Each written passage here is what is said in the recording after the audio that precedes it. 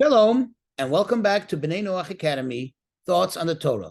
Please remember to hit the like button, to subscribe, to get others to subscribe, and of course, to share the wisdom and inspiration taught in these classes.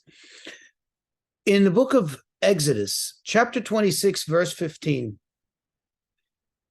God now tells us what he wants the walls of the tabernacle to look like. And he says, quote, "You shall make the planks for the tabernacle of acacia wood, omdim," literally meaning standing, meaning they should be upright. So what God is telling us, as the commentaries point out, that typically when you have boards or planks which you use to line a wall, to make up a wall, typically you lay them in a horizontal manner. Perhaps that looks nicer, I don't know. But typically that's the most practical way to do it. Here the instructions are that these planks of wood should be in an upright manner, in an upright position. Now it's interesting, and it's quite obvious, that every detail that went into the tabernacle has significance. I mean, it's obvious, first of all, by virtue of the fact that God instructed us. God doesn't just give us useless and superfluous information or instruction. Obviously, when he tells us something, every detail of it has significance. Every point of it has meaning.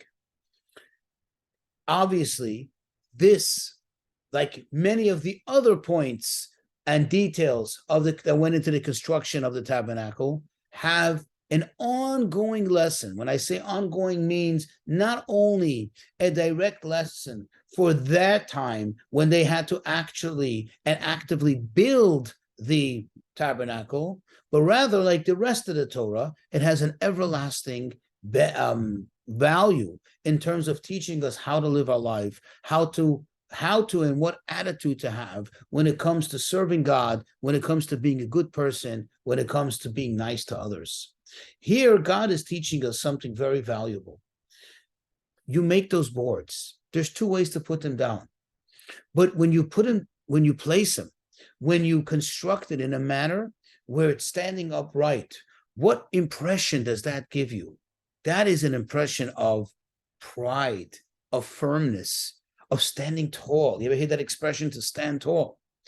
Remember, that, of course, should never, ever be confused with arrogance. Arrogance is absolutely and totally forbidden according to the Torah. Arrogance means that one considers him or herself to be, quote, in charge, and that their achievements have all come from as a direct result of their own efforts, of their own abilities, which we know is not true. They come from God. But on the other hand, humility should never be confused with feeling lowly, or what we call having a low self-esteem. That is certainly not good. That is actually terrible, especially when it comes to serving God and when it comes to making the world a better place, especially like in nowadays when you have to stand up against so many forces of, let's call it what it is, darkness, evil, so many forces of misguided opinion. This is what God is telling us. The main structure, the main attitude has to be that the boards stand upright. You stand tall. You stand proud of what you are, what you represent.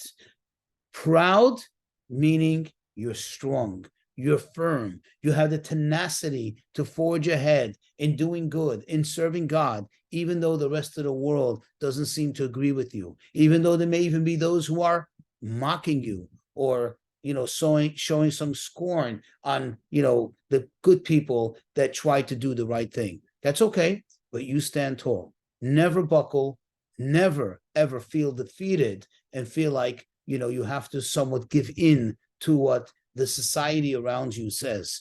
That is the way you construct the walls, meaning the strength of the tabernacle, of the dwelling place for God.